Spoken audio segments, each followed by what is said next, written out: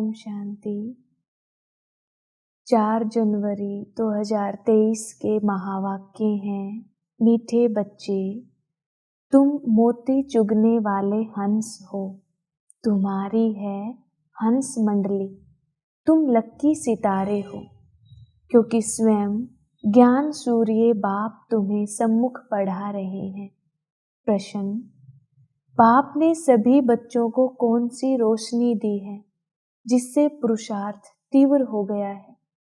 उत्तर: बाप ने रोशनी दी, बच्चे अब इस ड्रामा की अंत है।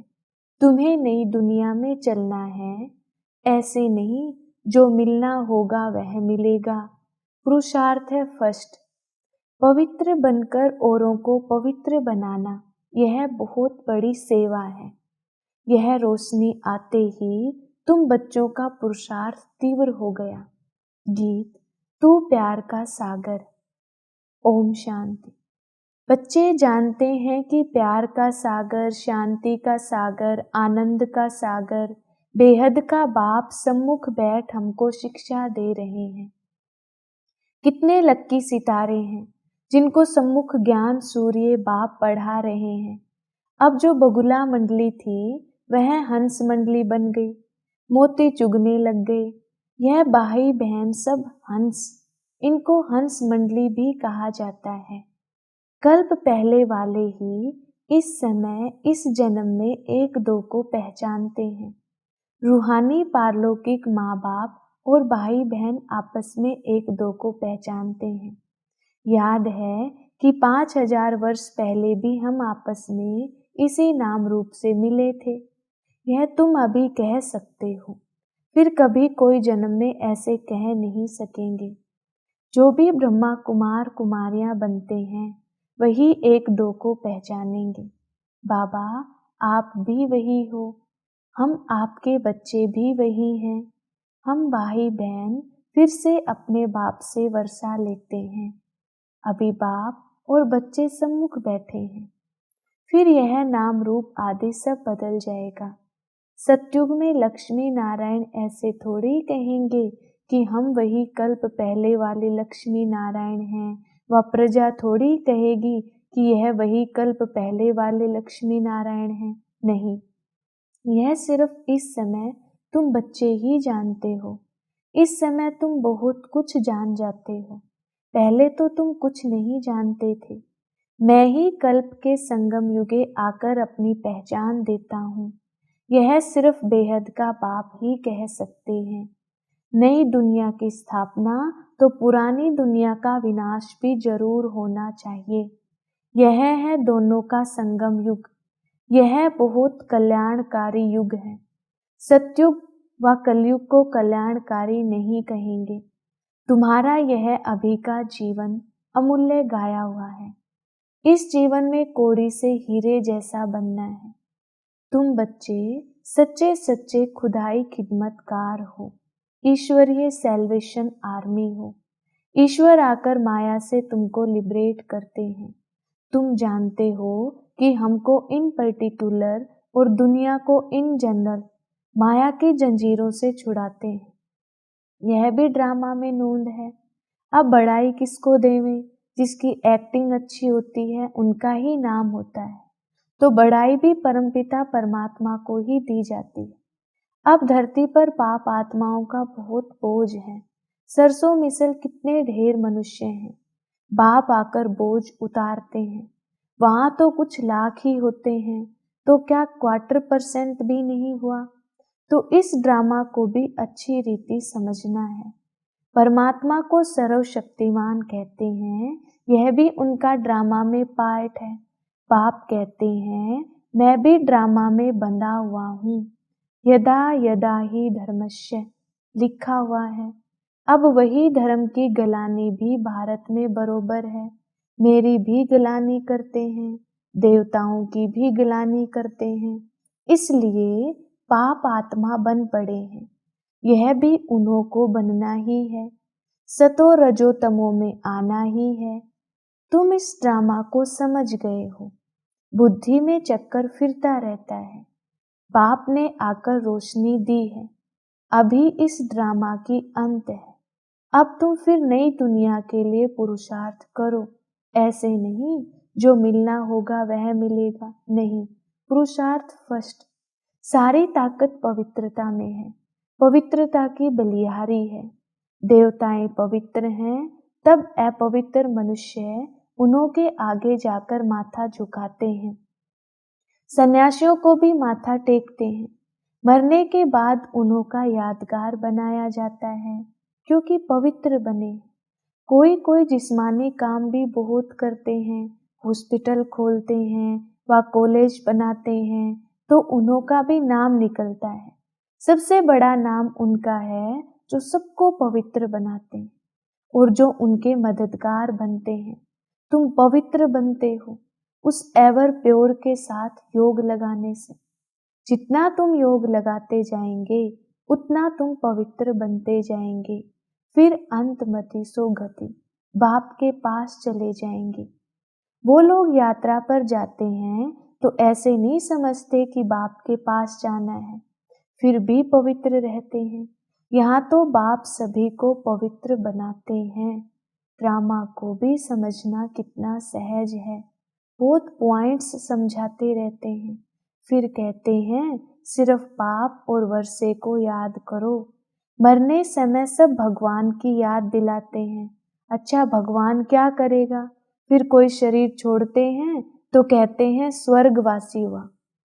गोया परमात्मा की याद में शरीर छोड़ने से वैकुंठ में चले जाएंगे। वो लोग बाप को जानते ही नहीं। यह भी किसकी बुद्धि में नहीं है कि हम बाप को याद करने से वैकुंठ में पहुंच जाएंगे। वह सिर्फ गाते हैं परमात्मा को याद करो। अंग्रेजी में गॉड फादर कहते हैं, यहाँ तुम कहते हो परम पिता परमात्मा। वो लोग पहले गॉड फिर फादर कहते, हम पहले परम पिता फिर परमात्मा कहते। वह सबका फादर है। अगर सभी का फादर हो तो फिर ओ गॉड फादर तो कह ना सके। थोड़ी सी बात भी नहीं समझ सकते। बाप ने तुमको समझाया, मनुष्य जब दुखी होते हैं तो परमात्मा को याद करते हैं। मनुष्य है देह अभिमानी और याद करती है देही। अगर परमात्मा सर्वव्यापी है तो फिर आत्मा याद क्यों करे? अगर आत्मा निर्लेप है फिर भी देही अथवा आत्मा क्या याद करती है? भक्ति मार्ग में आत्मा ही परमात्मा को याद करती है, क्योंकि दुखी है। जितना सुख मिला है उतना याद करना पड़ता है। यह है पढ़ाई। एम ऑब्जेक्ट भी क्लियर है, इसमें अंधश्रद्धा की कोई बात नहीं। तुम सभी धर्म वाले को जानते हो, इस समय सभी मौजूद हैं। अभी फिर देवी देवता धर्म की हिस्ट्री रिपीट होनी, यह कोई नई बात नहीं। कल्प कल्प हम राज्य लेते हैं। जैसे वह हद का खेल रिपीट होता है, वैसे यह बेहद का खेल है। आधा कल्प का हमारा दुश्मन कौन? रावण।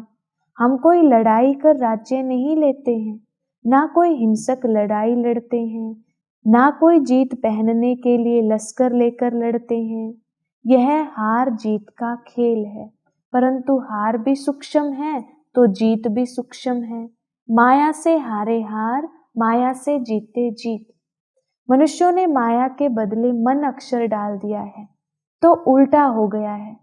यह ड्रामा में खेल भी पहले ही बना हुआ है।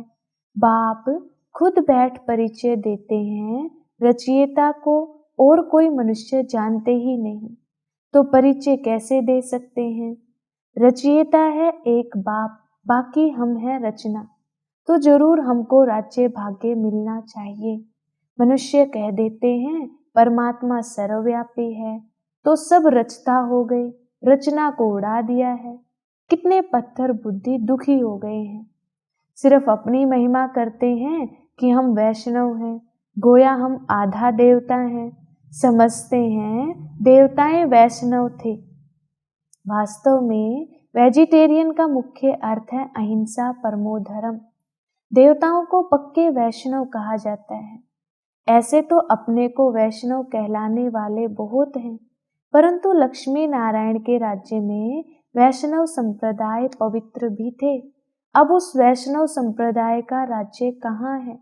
अब तुम ब्राह्मण बने हो, तुम ब्रह्मा कुमार कुमारियां हो तो जरूर ब्रह्मा भी होगा। तब तो नाम रखा हुआ है शिववंशी प्रजापिता ब्रह्मा की औलाद। गाया भी जाता है कि शिव बाबा आया था, उसने ब्राह्मण संप्रदाय रची, जो ब्राह्मण फिर देवता बने। अब तुम शूद्र से ब्राह्मण बने हो, तब ब्रह्मा कुमार कुमारी कहलाते हो। विराट रूप के चित्र पर भी समझाना अच्छा है। विष्णु का ही विराट रूप दिखाया है। विष्णु और उसकी राजधानी ही विराट चक्कर में आते हैं। यह सब बाबा के विचार चलते हैं। तुम भी विचार सागर मंथन की प्रैक्टिस करेंगे तो रात्रि को नींद नहीं आएगी। यही चिंतन चलता रहेगा। सुबह को उठ धंधे आदि में लग जाएंगे। कहते हैं सुबह का साईं। तुम भी किसको बैठ समझाएंगे तो कहेंगे, ओहो यह तो हमको मनुष्य से देवता, बेगर से प्रिंस बनाने आए हैं। पहले अलौकिक सेवा करनी चाहिए, स्थूल सर्विस बाद में। शौक चाहिए। खास माताएं बहुत अच्छी सर्विस कर सकती हैं। माताओं को कोई धिक्कारेंगे नहीं। सब्जी वाले, अनाज वाले, नौकर आदि सबको समझाना है। कोई रह ना जाए जो उलाहना देवे। सर्विस में दिल की सच्चाई चाहिए, बाप से पूरा योग चाहिए, तब धारणा हो सके। वक्खर भरकर फिर पोर्ट पर स्टीमर डिलीवरी करने जाएं, उनको फिर घर में सुख नहीं आएगा, भागता रहेगा। यह चित्र भी बहुत मदद देते हैं। कितना साफ है, शिव बाबा ब्रह्मा द्वारा विष्णुपुरी की स्थापना करा रहे हैं। यह है रुद्र ज्ञान यज्ञ, कृष्ण ज्ञान यज्ञ नहीं। इस रुद्र ज्ञान यज्ञ से विनाश ज्वाला प्रज्वलित हुई है। श्री कृष्ण तो यज्ञ रच नहीं सकते। वह 84 जन्म लेंगे तो नाम रूप बदल जाएगा और कोई रूप में श्री कृष्ण हो ना सके। श्री कृष्ण का पाठ तो जब उसी रूप में आए तब ही रिपीट करें। अच्छा, मीठे मीठे शिकिलधे बच्चों प्रति माता पिता बाप दादा का याद प्यार और गुड मॉर्निंग। रूहानी बाप की रूहानी बच्चों को नमस्ते। हम रूहानी बच्चों की रूहानी बाप दादा को याद प्यार और नमस्ते जी। धारणा के लिए मुख्य सार। पहला पॉइंट, सच्चे सच्चे खुदाई खिदमतगार अथवा ईश्वरीय सैल्वेशन आर्मी बन सबको माया से लिबरेट करना है। इस जीवन में कोड़ी से हीरे जैसा बनना और बनाना है। दूसरा पॉइंट, जैसे बाबा विचार सागर मंथन करते हैं, ऐसे ज्ञान का विचार सागर मंथन करना है। कल्याणकारी बन अलौकिक सेवा में तत्पर रहना है। दिल की सच्चाई से सेवा करनी है। वरदान, छोटी छोटी अवज्ञाओं के बोझ को समाप्त कर सदा समर्थ रहने वाले श्रेष्ठ चरित्रवान भव। जैसे अमृत वेले उठने की आज्ञा है तो उठकर बैठ जाते हैं, लेकिन विधि से सिद्धि को प्राप्त नहीं करते। स्वीट साइलेंस के साथ निद्रा की साइलेंस मिक्स हो जाती है। बाप की आज्ञा है, किसी भी आत्मा को ना दुख दो ना दुख लो। इसमें दुख देते नहीं हैं लेकिन ले लेते हैं।